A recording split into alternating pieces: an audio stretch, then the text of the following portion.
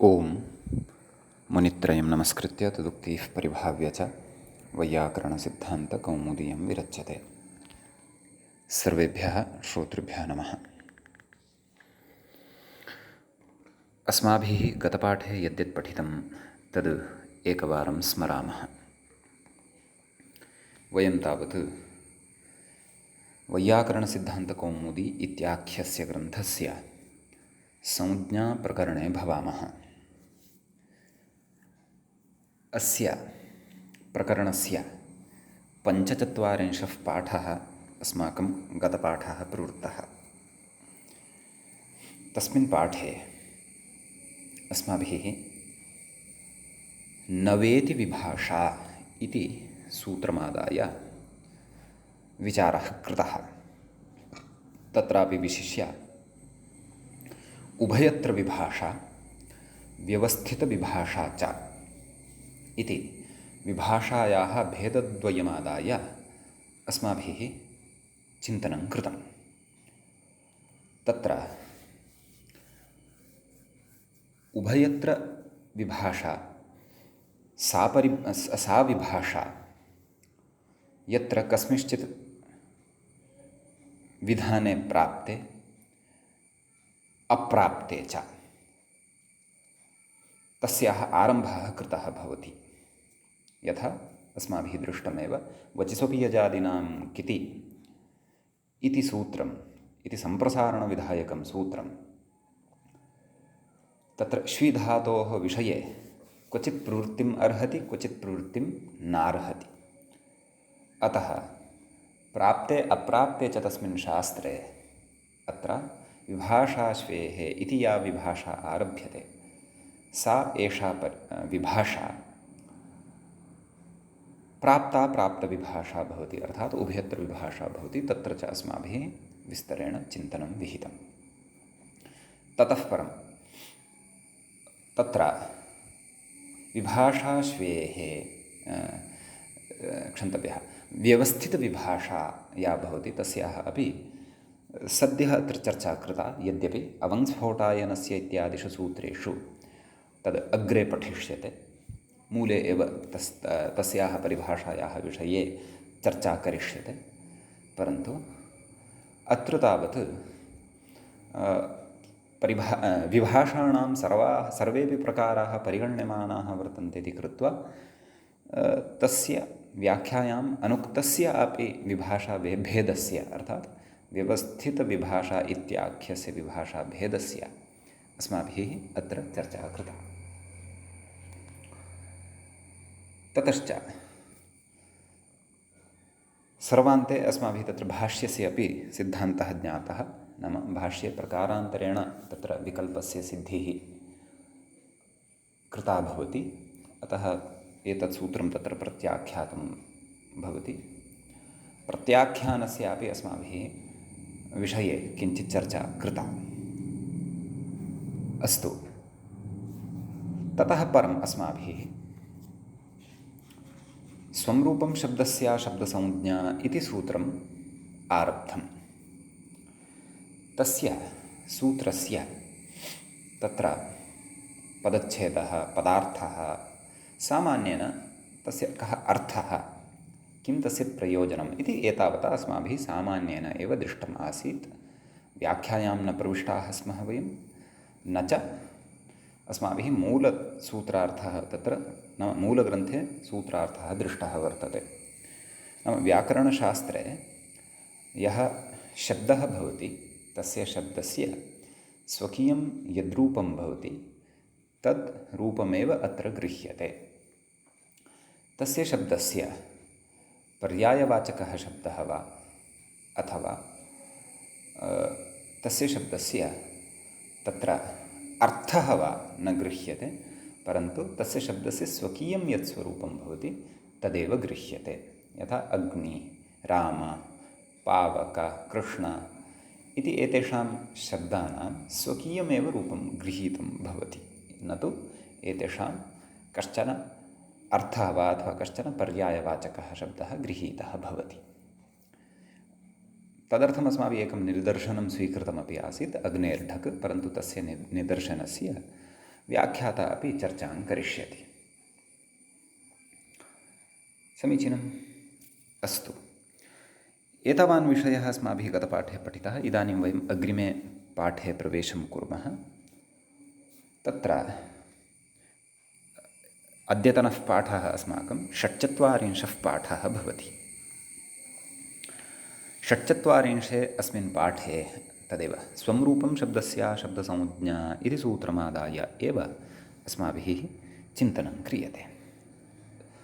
साक्षात् व्याख्यायां प्रवेशः भवति। पश्यन्तु, व्याख्याम् अस्य सूत्रस्य व्याख्यानं पश्यन्तु। बालमनोरमा इति व्याख्यां वयं पठन्तः स्मः इति जानीमः। किं कथयति व्याख्याता? अग्नेर्ढक् वायुवृतुपितृषसो यत् राज्ञो यत् इत्यादौ लौकिकव्युत्पत्त्या उपस्थितानां वह्निवातादीनाम् अर्थानां ढगादिप्रत्ययैः पौर्वापर्यासंभवात् प्रातिपदिकात् इत्यनेन अन्वय असंभवाच्च तत्तदर्थकपर्यायशब्दानां ग्रहणापत्तौ तन्नियमार्थम् इदं सूत्रम् आरभ्यते। सूत्रं किम् आरभ्यते तत्तु पश्चात्, परन्तु ततः पूर्वम् एषा या पङ्क्तिः वर्तते सा पङ्क्तिः किं कथयन्ती वर्तते तद्वयम् अवगच्छामः। पङ्क्तिः दीर्घा अस्ति, परन्तु पङ्क्तेः अर्थः अतीव सरलः अस्ति भवन्तः ध्यानेन शृण्वन्ति चेत्। अग्नेर्ढक् इति सूत्रम् अस्ति। नाम अत्र त्रीणि सूत्राणि यानि उक्तानि खलु पङ्क्तौ आरम्भे, तेषां त्रयाणामपि सूत्राणाम् एकम् एकम् उदाहरणं वयं चिन्तयामः तावदेव। अग्नेर्ढक् इति सूत्रं, तत्र अग्नि इति शब्दात् कः प्रत्ययः भवति? ढक् इति प्रत्ययः भवति। अग्नि ढ, ढक् अस्ति कित्, अतः कित्वात् तत्र आदिवृद्धिः भवति। नाम अग्निशब्दे यः अ इति वर्तते तस्य स्थाने आ इति भवति। किति च इत्यनेन सूत्रेण भवति, अग्रे वयं पठिष्यामः तत्। तर्हि आग्नि ढ इति स्थितिः जायते। आग्नि ढ इत्यवस्थायां ढ स्थाने एकं सूत्रमग्रे पठिष्यामः वयम्। आयने ईनीयः फटकजगान् प्रत्ययादीनां, तेन सूत्रेण ढ स्थाने एय इति आदेशः भवति। केवलस्य ढवर्णस्य स्थाने एव एय इति आदेशः भवति। समीचीनं।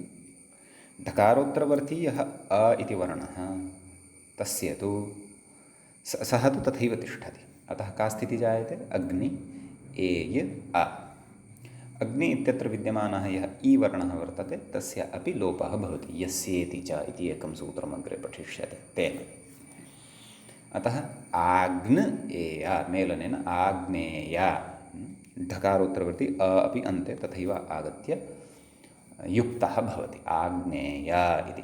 ततः आग्नेय इत्यस्मात् शब्दात् सुप्रत्यये सति आग्नेयः इति रूपं सिद्ध्यति। इति सामान्येन अग्नेर्ढक् इत्यस्य कार्यम् उदाहरणं च दृष्टं। कस्मिन् अर्थे ढक् भवति इत्यादि सर्वं तु वयं तद्धितेषु पठिष्यामः। अग्रे पश्यन्तु। वायुवृद्विदृशो यत् इति एकं सूत्रम्।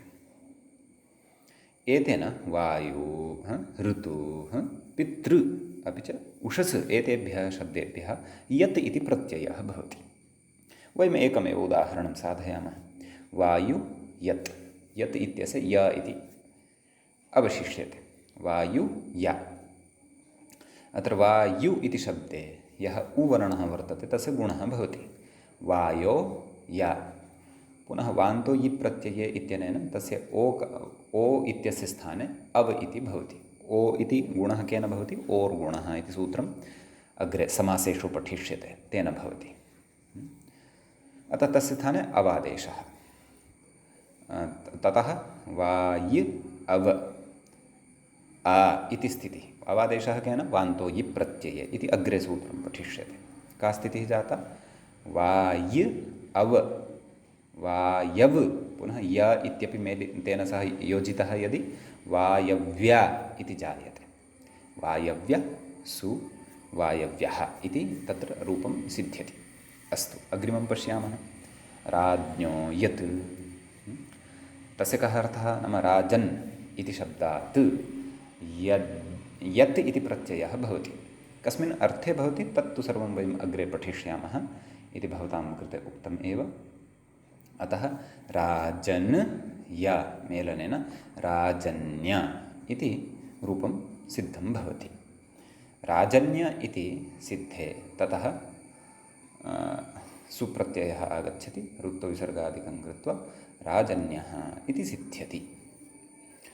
अस्तु, त्रीणि अपि इमानि सूत्राणि, तेषाम् एकमेकम् उदाहरणम् अस्माभिः दृष्टम्। अग्निशब्दात् ढक् प्रत्ययः भवति, आग्नेयः इति रूपं भवति।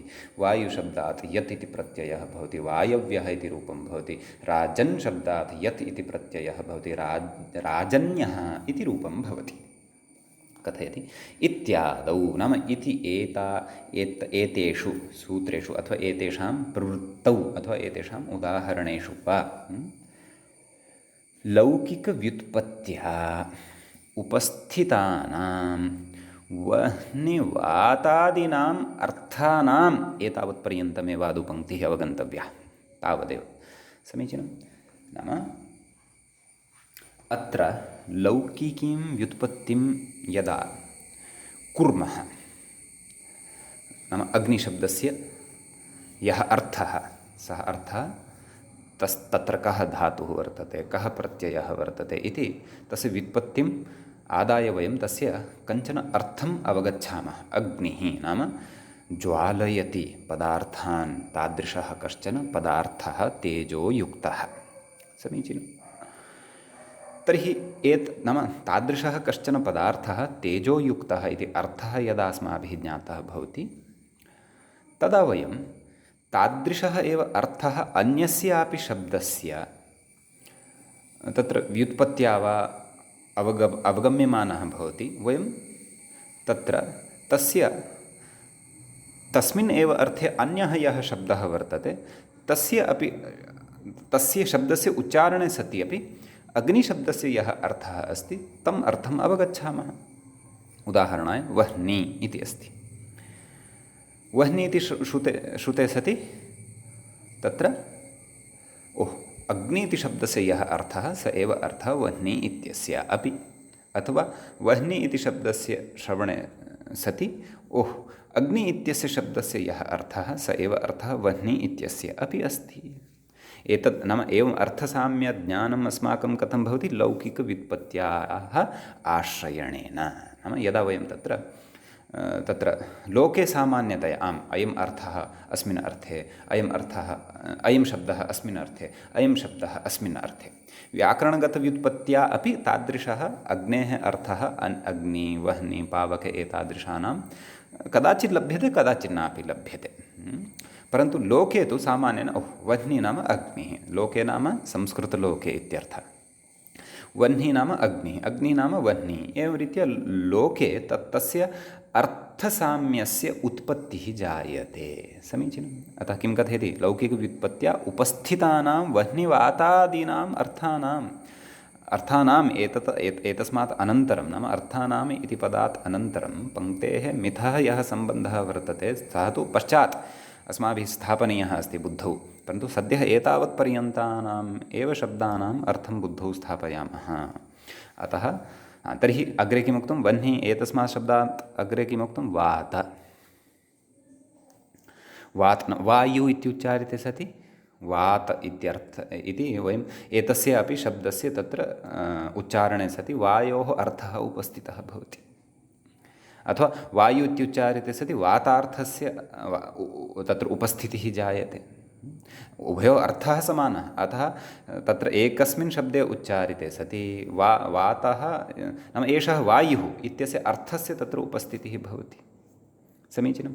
अग्निः इति उच्चार्यते सति नाम एषः अग्निः वह्निः अथवा कश्चन तत्र ज्वलनशीलः पदार्थविशेषः इत्यादि रूपस्य तस्य अर्थस्य तत्र ग्रहणं भवति इत्यर्थः।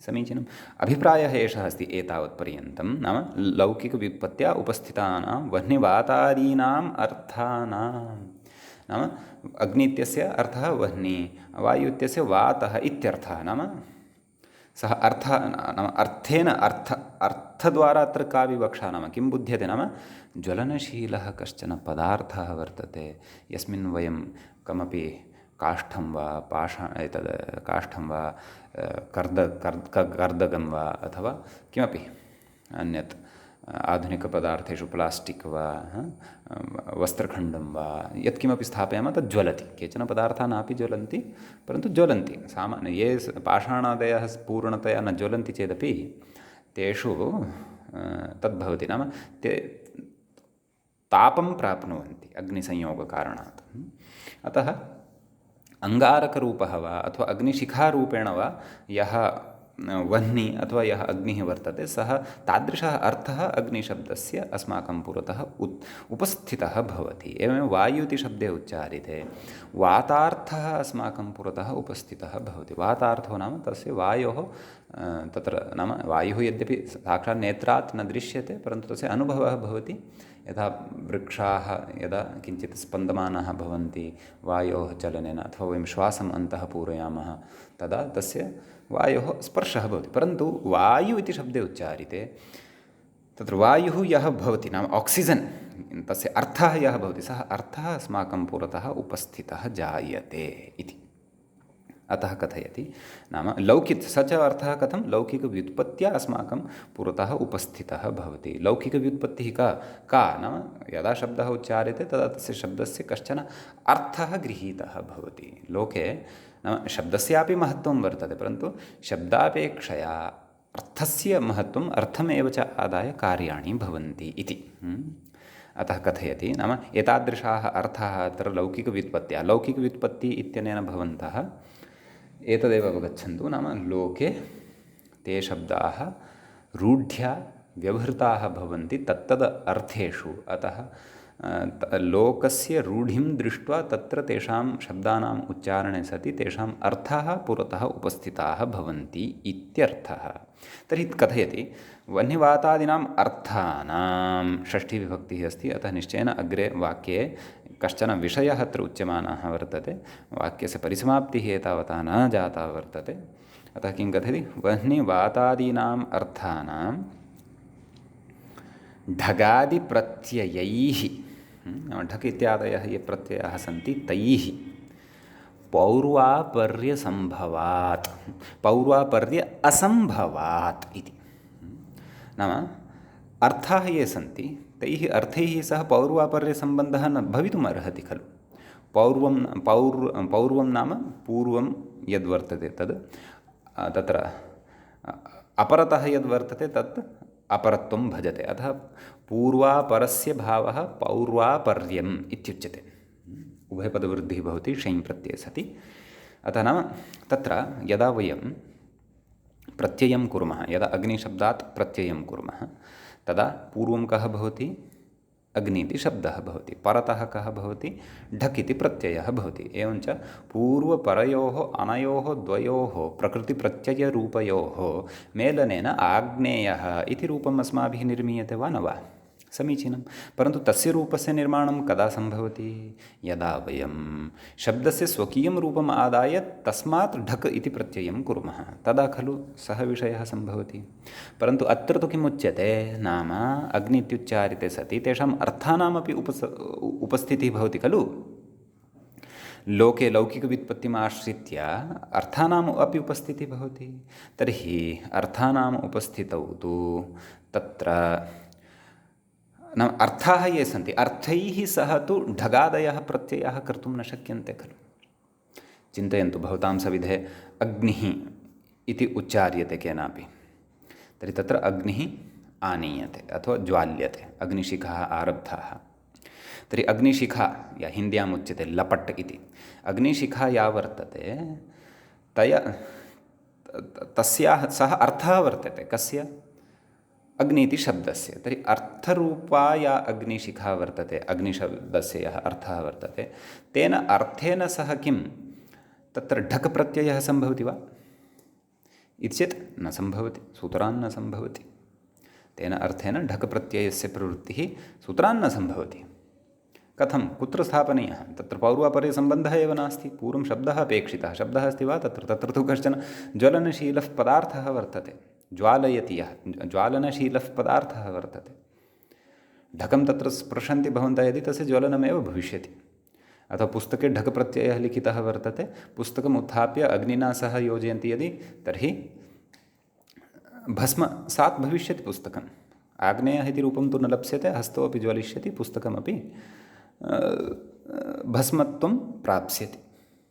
अतः किं कथयति नाम ढगादिप्रत्ययैः पौर्वापर्यस्य असम्भवः वर्तते। केषां पौर्वापर्यस्य असम्भवः वर्तते? वह्निवातादीनाम् अर्थानां विषये एषा आपत्तिः उच्यमाना वर्तते। शब्दैस्तु प्रत्ययाः भवन्ति, परन्तु वह्निवातादीनाम् अर्थानां तत्र ढगादिप्रत्ययानां पौर्वापर्यस्य असम्भवः भवति।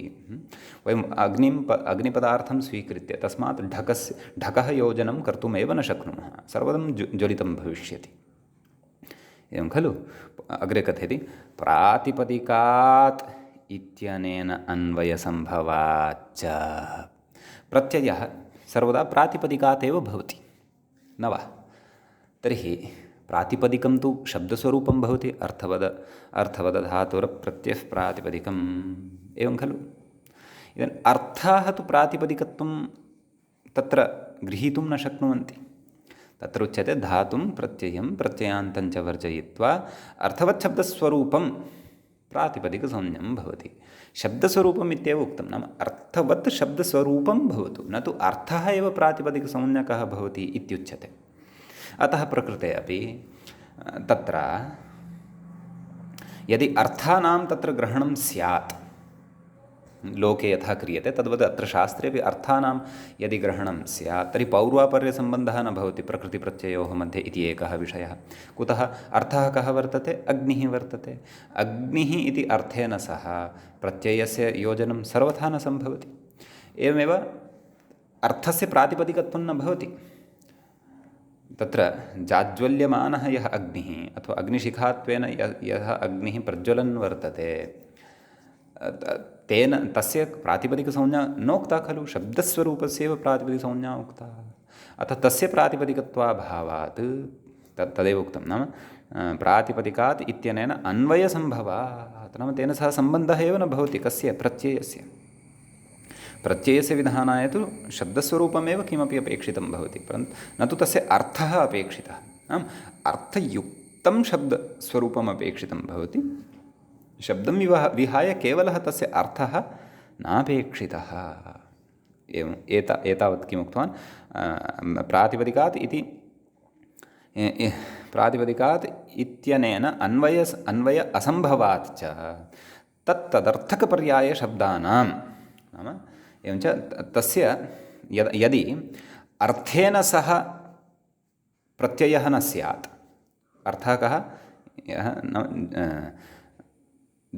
तत्र ज्वलितावस्थायां, नाम ज्वलन् अग्निः, अपि च वायुः यः अस्माभिः न दृश्यते, सः अर्थभूतः वायुः अथवा सः अर्थभूतः अग्निः। तर्हि तैः सह तु न सम्भवति। किं न सम्भवति? ढक् प्रत्ययस्य प्रवृत्तिः।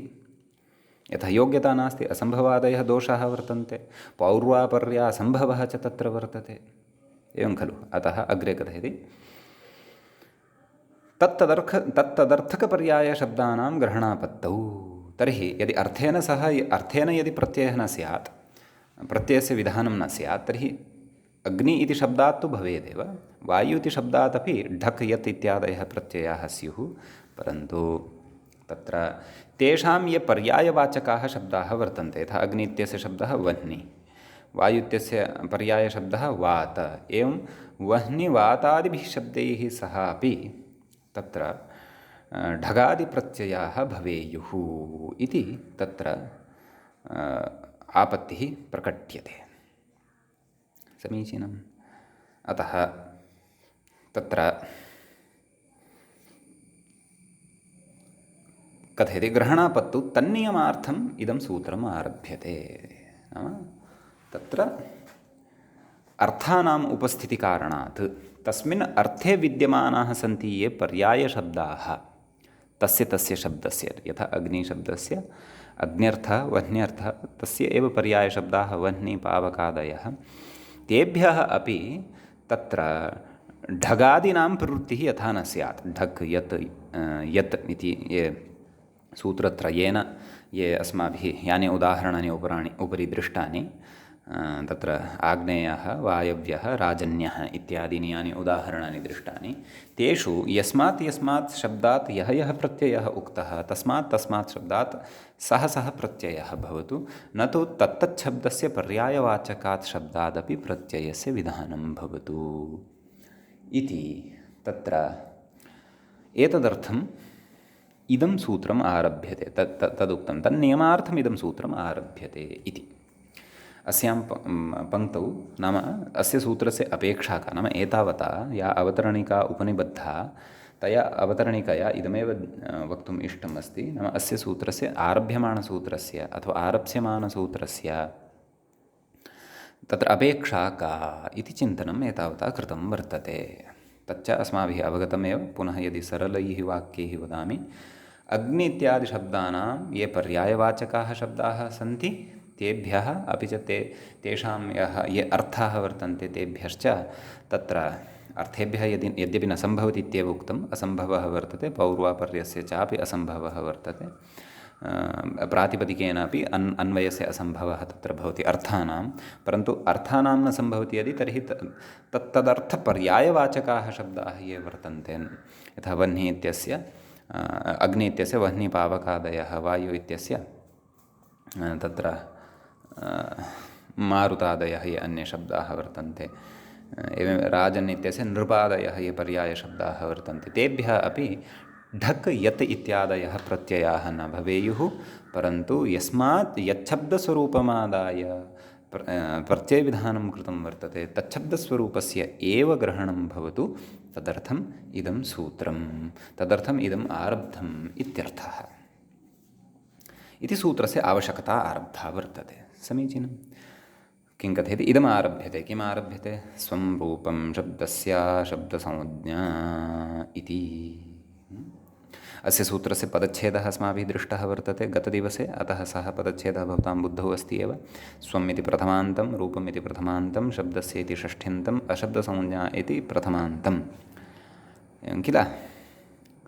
शब्दस्य संज्ञा शब्दसंज्ञा, न शब्दसंज्ञा अशब्दसंज्ञा इति विग्रहः अपि अस्माभिः ह्यः दृष्टः। समीचीनं।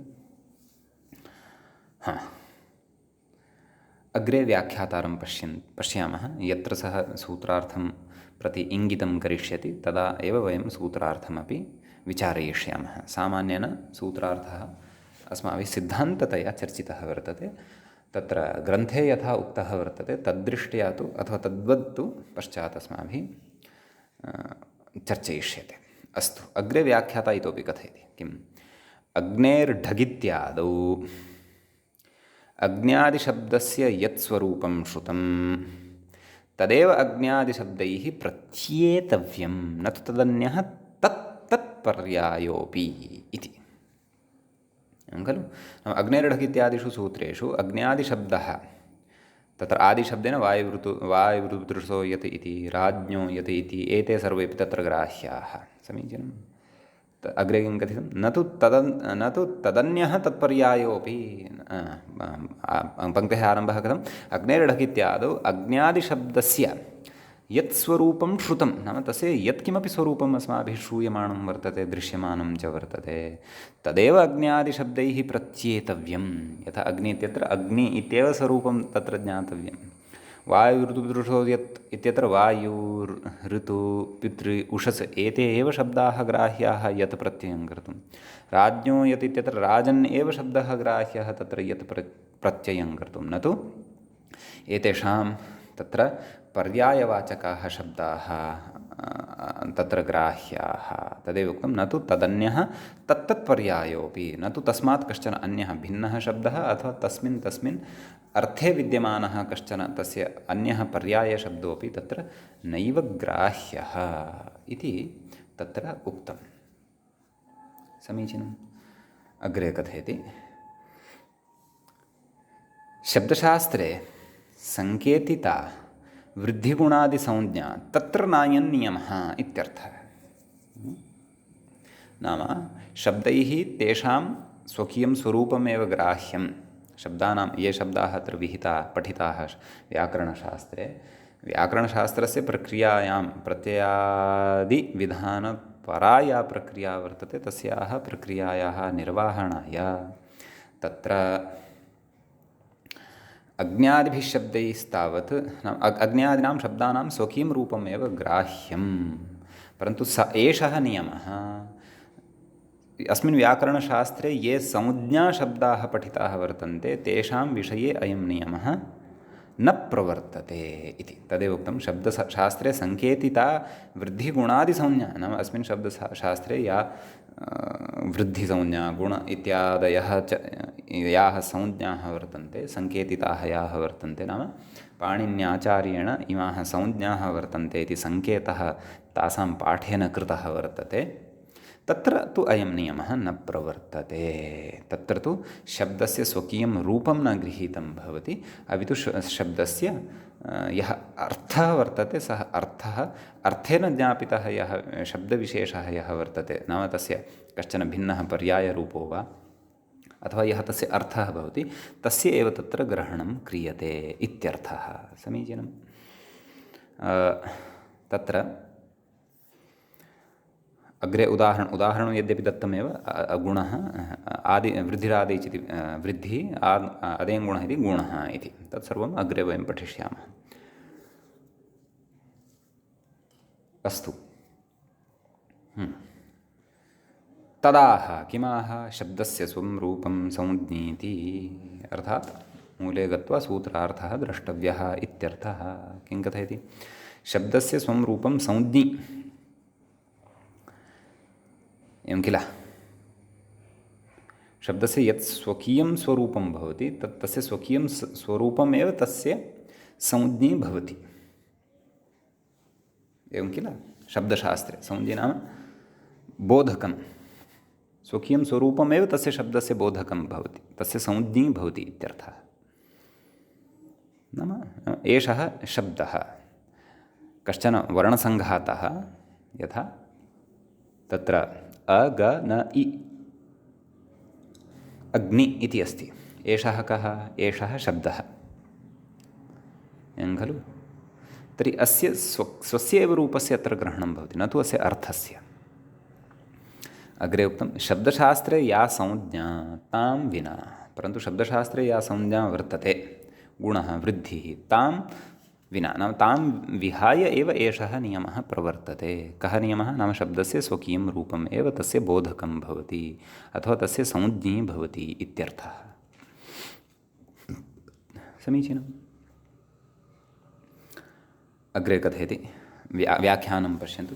शब्दस्य स्वं रूपं संज्ञी इति न बोध्यम् इत्यर्थः। नाम शब्दस्य स्वं रूपं संज्ञी भवति इति बोध्यं, नाम इत्येव तत्र अर्थः अवगन्तव्यः इत्यर्थः। समीचीनम्। अग्रे कथयति, न च वृद्धिः गुणः इत्यादिसंज्ञाविधिबलादेव तत्र तदर्थग्रहणं भविष्यति, किम् अशब्दसंज्ञा इति वाच्यम्। अस्तु, इत्यतः अग्रे वदिष्यामि, परन्तु ततः पूर्वं सूत्रार्थे पूर्णतया विचारः अस्माभिः कर्तव्यः वर्तते। यद्यपि सामान्येन कृतः विशेषेण क्रियमाणः वर्तते। किमुच्यते? नाम शब्दस्य स्वं रूपं संज्ञी भवति, नाम स्वकीयम् एव शब्दस्य यत्र रूपं गृह्यते। शब्दशास्त्रे या संज्ञा तां विना, उदाहरणाय एकां संज्ञां स्वीकुर्वन्तु। का सा संज्ञा? वृद्धि इति। तर्हि वृद्धि इति काचित् संज्ञा वर्तते अत्र। तर्हि अत्र संज्ञाविषये सः नियमः न प्रवर्तते। कः नियमः? नाम शब्दस्य स्वकीयम् एव रूपम् अत्र ग्राह्यम् इत्याख्यः यः नियमः सः अत्र न प्रवर्तते। कुतः? यतः तत्र तस्य स्वकीयस्य रूपस्य अपेक्षा नास्ति। तत्र वृद्धिति संज्ञाशब्दः यदि अस्ति तर्हि तस्य अर्थः कः उक्तः सूत्रे? नाम वृद्धिः नाम का भवति चेत् आदैच्। आदैच् अर्थात् आ ऐ औ इति अस्माभिः वृद्धिरादैच् इत्यत्र पठितमेव। आ ऐ औ इति खलु उच्यते। अतः आदैच् इत्यत्र वृद्धिरादैच् इत्यत्र वृद्धि इति शब्देन, वृद्धिशब्दः व्याकरणशास्त्रे एव पठितः, एतेन शब्देन वृद्धि इति शब्दस्य स्वं रूपं न गृह्यते। व ऋ द ध इ सु वृद्धिः इति अस्य इदं स्वकीयं रूपं न गृह्यते। यदि एतद् स्वकीयं स्वरूपं गृह्येत तर्हि वृद्धिः नाम वृद्धिः, अथ वृद्धिः नाम व ऋ द ध इ इति वृद्धिः स्यात्, परन्तु न। अस्याः यः तत्र अर्थः उक्तः वर्तते, नाम वृद्धिः नाम कोऽर्थः इति चेत् आ ऐ औ इति वृद्धिः भवति। यदि अत्रापि शब्दस्य स्वं रूपम् एव गृह्येत तर्हि वृद्धिः नाम आ ऐ औ इति अस्माभिः अयम् अर्थः न लभ्येत। परन्तु वृद्धिः नाम वृद्धिति शब्दः एव वृद्धिः इति अर्थः लभ्येत। यथा अग्निः नाम अग्नि इति शब्दः एव अग्नि इति व्याकरणशास्त्रे, न तु तस्य अर्थः। एवमेव वृद्धिः नाम वृद्धिः इत्यस्य वृद्धिः नाम वृद्धिः इति शब्दः एव वृद्धिः, न तु आ ऐ औ इति तस्य अर्थः वृद्धिः इति। यद्यपि लोके वृद्धिशब्दस्य भिन्नाः अर्थाः भवन्ति, वर्धनं, विकासः, उन्नतिः, एतादृशाः अर्थाः लोके वर्तन्ते, परन्तु व्याकरणशास्त्रे तु वृद्धिः इति शब्दस्य अर्थः उक्तः वर्तते खलु। कः इति चेत् आ ऐ औ इति अर्थः व्याकरणशास्त्रे उक्तः एव वर्तते। एवमेव गुणशब्दविषये अपि तथैव वर्तते। गुण नाम तस्य स्वस्य रूपस्य ग्रहणं न क्रियते अत्र, यथा अग्नि इत्यादीनां स्वस्य रूपस्य ग्रहणं क्रियते, तद्वत् गुण इति शब्देन अत्र तस्य स्वस्य रूपस्य ग्रहणं न क्रियते। कुतः? अशब्दसंज्ञा नाम शब्दशास्त्रे या संज्ञा तां विना इति यदुक्तम् इति यः नियमः उक्तः। अतः एषा अपि गुणः इति शब्दशास्त्रस्य काचित् संज्ञा वर्तते इति कृत्वा अत्रापि गुण इत्यस्य शब्दस्य स्वकीयं रूपं न गृहीतं भवति, अपि तु अस्य यः अर्थः वर्तते, अस्य अर्थः अष्टाध्याय्यां कः उक्तः? अ ए ओ अदेङ्गुणः इत्यनेन। अतः गुणः नाम अ ए ओ इति, न तु गुणः नाम गुण इति शब्दः इत्यर्थः। यदि गुण इत्यनेन गुण इति शब्दस्य एव ग्रहणं स्यात् तर्हि उप इन्द्रः इत्यत्र पूर्वपरयोः स्थाने गुण इति एकादेशः कः भवेत्? गुण इति शब्दः एव भवेत्। तर्हि रूपं कथं श्रूयेत? अपगुणेन्द्रः अपगुण इन्द्रः इति अनिष्टः प्रयोगः स्यात्, परन्तु गुण इत्यस्य कः अर्थः? अ ए ओ। अतः एव तत्र उप इन्द्र इति अत्र उप इत्यस्य अकारस्य, इन्द्र इत्यस्य इकारस्य च उभयोः स्थाने उपेन्द्र इति नाम ए इति गुणवर्णः एव आगच्छति, न तु गुणशब्दः तत्र आगच्छति। अतः उपेन्द्रः इति प्रयोगः सिद्धः भवति इत्यर्थः। समीचीनम् इत्युक्तम्। एवं तर्हि एतदर्थम् इदं सूत्रम् अपेक्षितम्। अन्यथा तत्र शब्दानाम् अर्थानां ग्रहणस्य आपत्तिः भवेत्, अथवा एतेषाम् अग्न्यादिशब्दानाम् अग्नि वायु इति एतेषां शब्दानां तत्र स्वस्य एव रूपस्य यदि ग्रहणं स्यात्, नाम एतेषां स्वस्य एव रूपस्य ग्रहणं भवति, परन्तु एतेषां यदि पर्यायशब्दानां ग्रहणं स्यात् तर्हि अनिष्टाः प्रयोगाः लभ्येरन्। ते अनिष्टाः प्रयोगाः यथा न भवेयुः तदर्थम् अस्माभिः अत्र स्वं रूपं शब्दस्य शब्दसंज्ञा इति कश्चन विशिष्टः विधिः, कश्चन विशिष्टः नियमः अत्र अस्माभिः पठ्यते। समीचीनम्।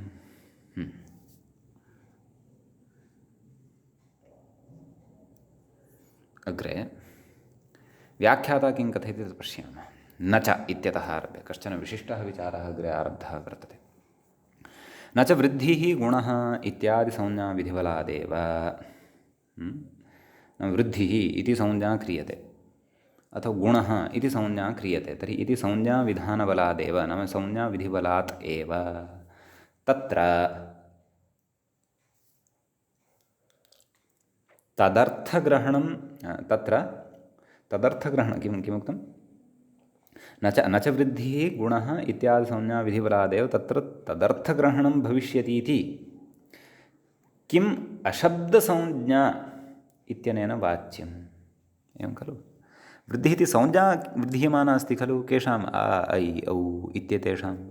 अपि च गुणः इत्यपि काचित् संज्ञा विधीयमाना वर्तते केषाम् इति चेत् अ ए ओ आ ऐ औ इति एतेषां वर्णानां वृद्धिः इति संज्ञा। अ ए ओ इति एतेषां वर्णानां किं नाम गुणः इति। तर्हि एवं रीत्या संज्ञाकरणसामर्थ्यादेव नाम संज्ञाविधिबलादेव तत्र तेषाम् अर्थस्य एव ग्रहणं भविष्यति, न तु स्वस्य रूपस्य ग्रहणं भविष्यति।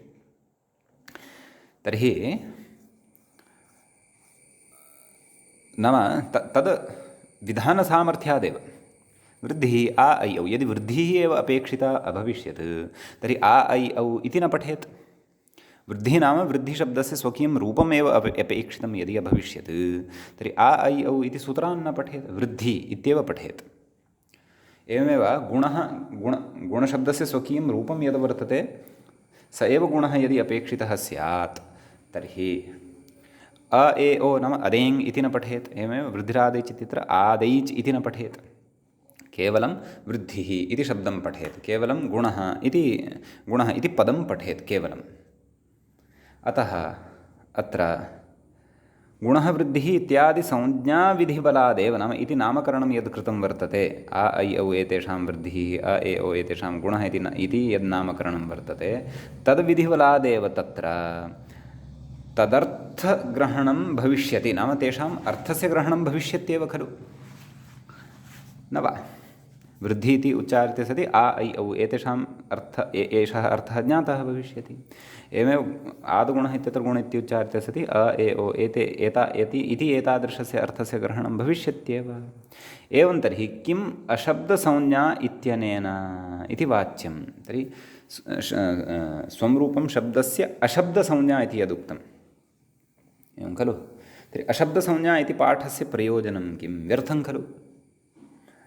यत्र संज्ञिनः साक्षात् पठिताः नाम वृद्धि इत्यत्र वृद्धिरादैच् इत्यत्र वृद्धिः इति पठितम्, आ ऐ औ इति एते संज्ञिनः अपि पठिताः, तदा स्पष्टतया खलु ज्ञायेत नाम एषा वृद्धिः वर्तते, अस्याः वृद्धेः एते अर्थाः वर्तन्ते। अतः तेषाम् अर्थानां ज्ञानं तु सूत्रे वृद्धिगुणविधिसामर्थ्यादेव भविष्यति। तदर्थम् अशब्दसंज्ञा इति सूत्रे वक्तव्यम् इति कुतः तदेव पृष्टं। किं शब्दसंज्ञा इत्यनेन इति वाच्यं, नाम एवं न वक्तव्यमिति। पूर्वपक्षिणा तु इत्थमेव अत्र आक्षिप्यमाणं वर्तते, नाम वृद्धि गुण इति शब्दाः पृथक् पठिताः खलु, अतः एतेषां शब्दानां पाठसामर्थ्यादेव तेषाम् अर्थग्रहणं भविष्यति। अन्यथा वृद्धिरादैच् अदेङ्गुण इति समग्रस्य वचनस्य ग्रहणे प्रयोजनमेव न स्यात्। तर्हि तु सूत्रकारः वृद्धिः अथवा गुणः इत्येव पठेत् यदि अनयोः एव उभयोः तत्र वृद्धित्वेन व्यवहारः कर्तव्यः अभविष्यत्। परन्तु एतेषां तु वृद्धित्वेन व्यवहारः न क्रियते, एतेषां तु वृद्धिशब्दस्य तु आ ऐ औ इति अर्थः अस्माभिः स्वीक्रियते। अतः अत्र उभयोः यः पाठः कृतः वृद्धिः आदैच् इति द्वयोः अपि नाम संज्ञायाः अपि संज्ञिनोः अपि एवमेव गुणः अदेङ् गुणः, अत्रापि गुणः इति संज्ञायाः अदेङ् इति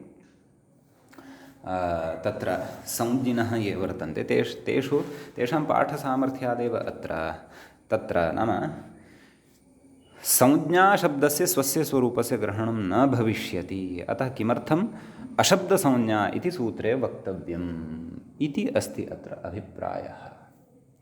तर्हि तत्र समाधानत्वेन उच्यते, भोः तथा न वक्तव्यम्, एवं न वक्तव्यम्।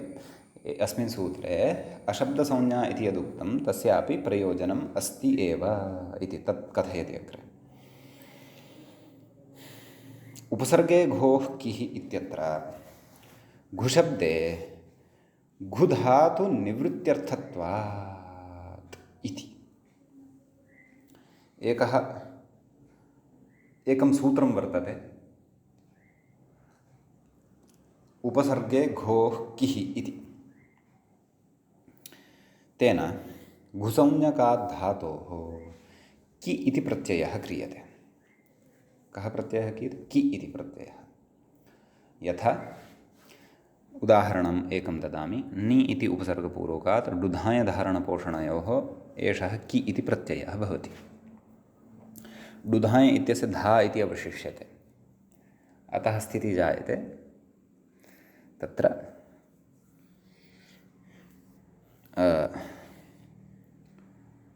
नि धा कि कि इत्यस्य इ अवशिष्यते, कित्वात् धा इत्यत्र विद्यमानः आकारः लुप्तः भवति। नि ध इ निधि सुसस्य ऋतुविसर्गे निधिः अथवा विधिः, विधिशब्दः वि उपसर्गपूर्वकात् धा धातोः सिद्ध्यति। निधिः विधिः एते शब्दाः एवं रीत्या सिद्ध्यन्ति। समीचीनम्। तत्र कि प्रत्ययः केन कृतः? उपसर्गे घोः किः इत्यनेन सूत्रेण कृतः। तत्र घु इति कः अर्थः? तत्र घु इति काचित् संज्ञा वर्तते। केन सूत्रेण विधीयते? दा धा घ्वदाप् इत्यनेन सूत्रेण क्रियते। एवं खलु? तत्र दा धा घ्वदाप् इति सूत्रं किं कथयति? नाम दा धातुः धा धातुः च यः वर्तते, अनयोः द्वयोः घुसंज्ञा भवति। का संज्ञा भवति? घु इति संज्ञा भवति। तर्हि तत्र उच्यते उपसर्गे घोः किः इत्यत्र घुशब्दे इति धातुनिवृत्त्यर्थत्वात् इति। नाम पूर्वं किम् आक्षिप्तं? नाम अशब्दसंज्ञा इति न वक्तव्यं। नाम शब्दशास्त्रे या संज्ञा इति न वक्तव्यं। तद्विनापि तत्र तस्य अर्थस्य ग्रहणं भविष्यति इति, न वा? तर्हि किमुच्यते? नाम परन्तु तस्य अपेक्षा अस्ति एव। कुतः? तदेव उच्यते उपसर्गे घोः किः इत्यत्र घुशब्दे इति घुधातुनिवृत्त्यर्थत्वात्। नाम तत्र यदि शब्दशास्त्रे या संज्ञां तां विना इति न यदि उच्येत, नाम शब्दस्य अशब्दसंज्ञा इति न उच्येत, तर्हि उपसर्गे घोः किः इत्यत्र घुशब्दद्वारा दाधा इत्यनयोः तु ग्रहणं भविष्यत्येव, परन्तु एकः धातुः वर्तते घुशब्दे इति कश्चन धातुः वर्तते, तस्य धातोः अपि ग्रहणं भविष्यति इति। यद्यपि घु इति नाम अत्र कस्य कृते दत्तं वर्तते? नाम घु इति संज्ञा कस्य विहिता वर्तते इति चेत् दा इति धातोः, धा इति च धातोः किं नाम का संज्ञा विहिता वर्तते? घु इति संज्ञा विहिता वर्तते। इदानीं तत्र यदि शब्दसंज्ञा स्वं रूपं शब्दस्य अशब्दसंज्ञा इति यदि सूत्रे नास्ति, तदेव गतपङ्क्तौ स एव आक्षेपः कृतः वर्तते खलु। अशब्दसंज्ञा इति न पठनीयं, तद् अपठित्वापि तत्र वृद्धिः अपि च गुण इत्येतैः वर्णैः तेषाम् अर्थानां ग्रहणं भविष्यति। परन्तु यदि तथा, तर्हि तु उपसर्गे घोः किः इत्यत्र घोः इति षष्ठ्यन्तं यत् पठितं वर्तते, पञ्चम्यन्तं यद् पठितं वर्तते, तेन पञ्चम्यन्तेन तत्र इदानीं तस्य अर्थस्य एव ग्रहणं कर्तव्यमिति निर्बन्धः नास्ति। कुतः? अशब्दसंज्ञा इति पदस्य निवेशाभावात्। तर्हि घुशब्देन यः कोऽपि गृहीतुं शक्यते, न वा? दाधः इति यदुक्तं वर्तते तदपि गृहीतं भविष्यति, यः तस्य अर्थः नास्ति सोऽपि गृहीतो भविष्यति। एवं चेत् घुशब्दे इति धातुपाठे यः धातुः पठितः वर्तते तस्यापि ग्रहणं भविष्यति। अतः तस्य ग्रहणं न भवतु, तस्य तु निवृत्तिः एव भवतु। कुतः? यतः घु शब्दे इत्यत्र घु इति संज्ञात्वेन न पठितं, घु इति तु धातुत्वेन पठितं वर्तते। यदि अशब्दसंज्ञा इति सूत्रे न स्यात्, तर्हि ये संज्ञाशब्दाः सन्ति तेषाम् अपि ग्रहणं भविष्यति, ये संज्ञाशब्दाः न सन्ति तेषाम् अपि ग्रहणं भविष्यति।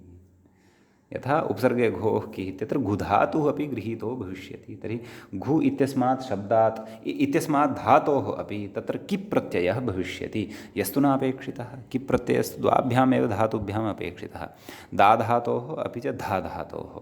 उपसर्गे घोः किः इति नियमवशात्। समीचीनम्। अतः भोः नाम अत्र अशब्दसंज्ञा इत्यपि वक्तव्यमेव। नाम शब्दशास्त्रे या संज्ञा तां विना इति। अतः अत्र शब्दशास्त्रे काचित् संज्ञा विहिता वर्तते। का? घुसंज्ञा। उपसर्गे घोः कि इत्यत्र घु इति संज्ञा विहिता वर्तते। अतः सा संज्ञा तस्य अर्थस्य एव ग्रहणं करोति, न तु स्वस्य रूपस्य। यदि स्वस्यापि रूपस्य ग्रहणम् अभविष्यत् तर्हि घुशब्दे इत्यत्र विद्यमानः धातुः अपि गृहीतो भविष्यति इति किप् प्रत्ययस्य विधानार्थं।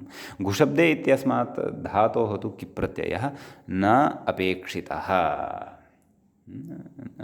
तत्र अनिष्टता एव वर्तते इत्यर्थः। अतः तत्र स्वं रूपं शब्दस्य शब्दसंज्ञा इत्यस्मिन् सूत्रे अशब्दसंज्ञा इत्यस्य पदस्यापि नितराम् अपेक्षा वर्तते एव इत्यर्थः। समीचीनं। ततः अग्रे किं कथयति?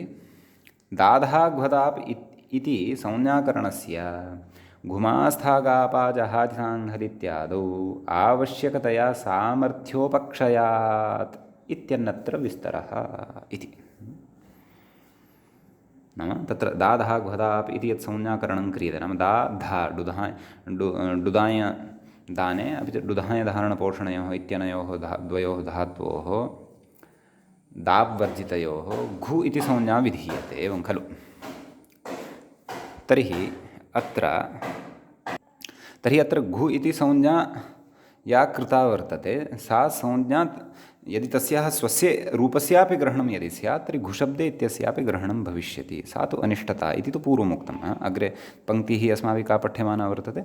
दादः घ्वदाप् इति संज्ञाकरणस्य घुमास्थागापाजहाति साङ् हलि इत्यादौ आवश्यकतया सामर्थ्योपक्षयादित्य इति अन्यत्र विस्तरः, नाम एषः विषयः अन्यत्र विस्तरेण उक्तः वर्तते इत्यर्थः।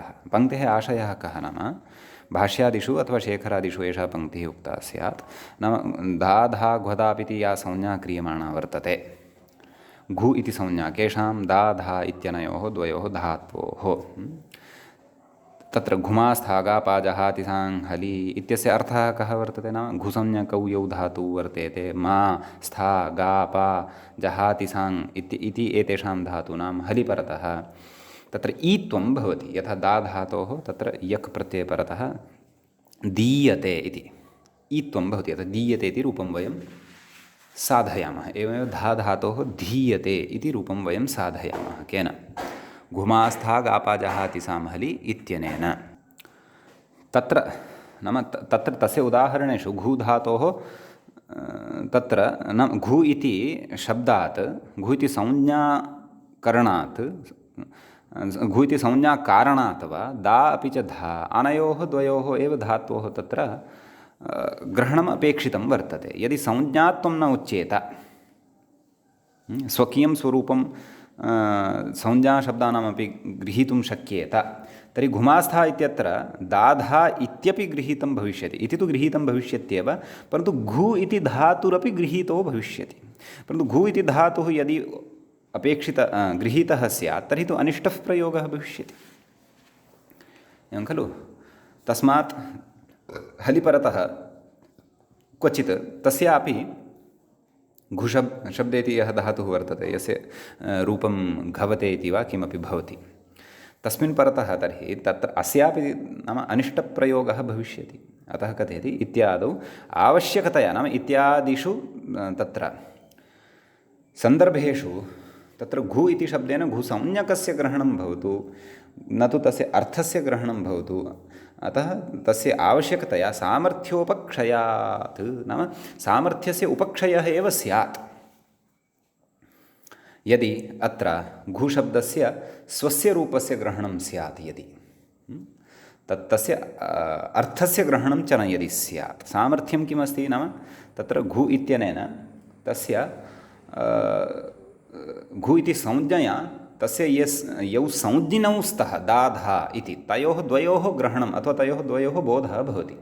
यदि अशब्दसंज्ञा इति नोच्येत सूत्रे, नाम स्वं रूपं शब्दस्य स्वं रूपं तत्र संज्ञे भवति इति नियमः तत्र संज्ञाशब्दानां विषये न प्रवर्तते इति यदि नोच्येत, तर्हि प्रकृते घुमास्था इत्यत्र घु इति शब्दः यः वर्तते, सः शब्दः संज्ञावाचकः शब्दः स्वसंज्ञीनां ग्रहणं कर्तुं सामर्थ्यवान् न स्यात् अपि तु तस्य स्वकीयं यद् रूपं वर्तते तस्य एव स्वस्य रूपस्य तद् ग्रहणं कुर्यात्। तस्य नाम संज्ञया बोध्यते यः अर्थः तस्य अर्थस्य ग्रहणे तस्य सामर्थ्यस्य उपक्षयः स्यात् सर्वथा इति अत्र अर्थः वर्तते।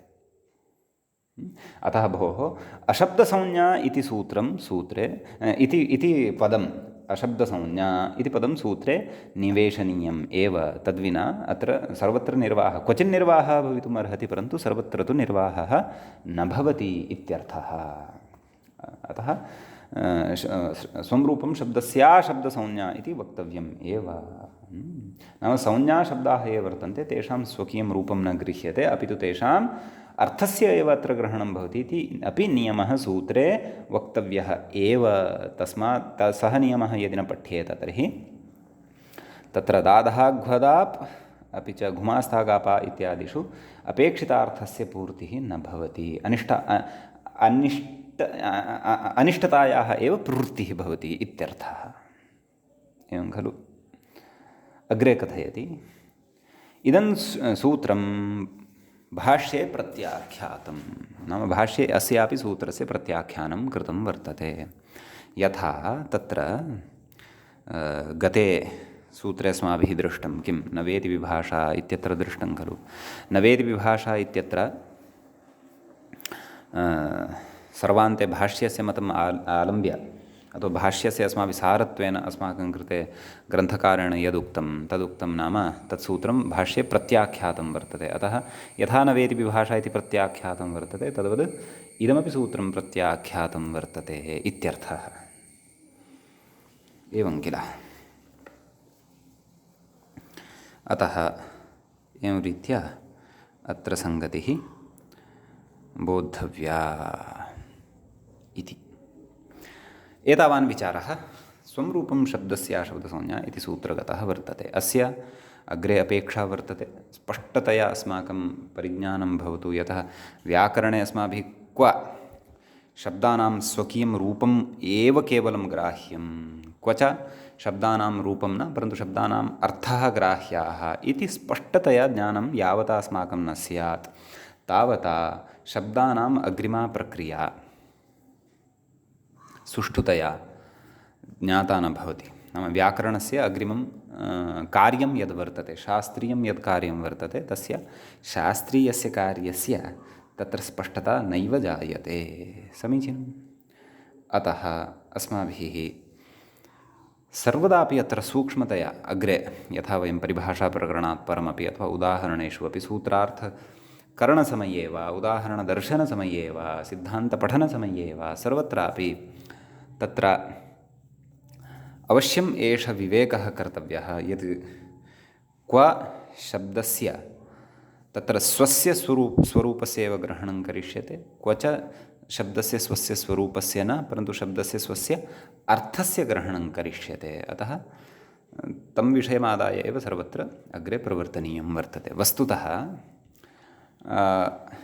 शब्दस्य तत्र सरलता एव अस्ति। नाम संज्ञासूत्रं द्रष्टव्यं तावदेव। इतः अग्रे यत्र कुत्रापि संज्ञासूत्रं वर्तते तस्य स्वस्य रूपस्य ग्रहणं न भविष्यति। एवं खलु। परन्तु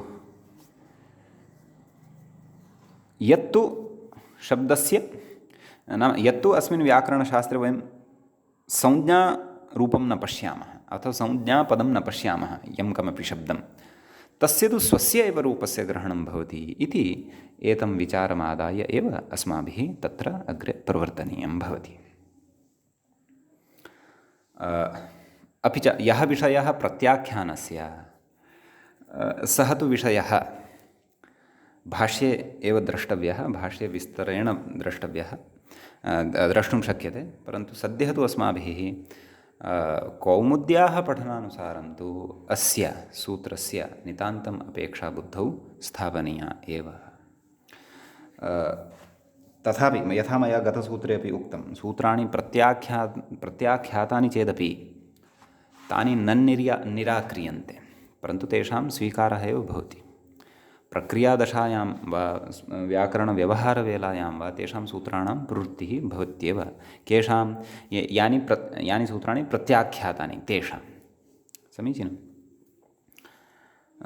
कुतः ऋषिवचनत्वात्। आम्, सः विषयः अग्रिमः भवति। यत्र वयं पूर्वपक्षपूर्वकम् उत्तरपक्षपूर्वकं च तत्र ऋषीणां मतानुसारम् इदं ज्ञातुं यत्र समर्थाः भवामः, यत् आम् एषः नाम इदं सूत्रं नापेक्षितम्, अस्य प्रत्याख्यानं कृतं वर्तते, तदेव तन्नाम प्रत्याख्यानं सः अग्रिमः विषयः भवति। शास्त्रपठनसमये तु अस्माभिः सर्वस्यापि सूत्रस्य प्रवृत्तिमादाय एव प्रवर्तनीयं भवति इति। एवञ्च स्वं रूपं शब्दस्य शब्दसंज्ञा इति सूत्रगतः विचारः अपि समाप्तिं गतः।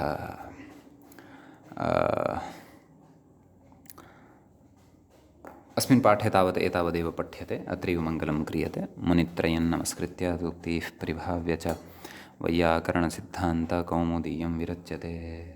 सर्वेभ्यः श्रोतृभ्यः नमः। एवञ्च 46 पाठः एषः अस्माकम् अत्र समाप्तिं गतः। नमः सर्वेभ्यः श्रोतृभ्यः।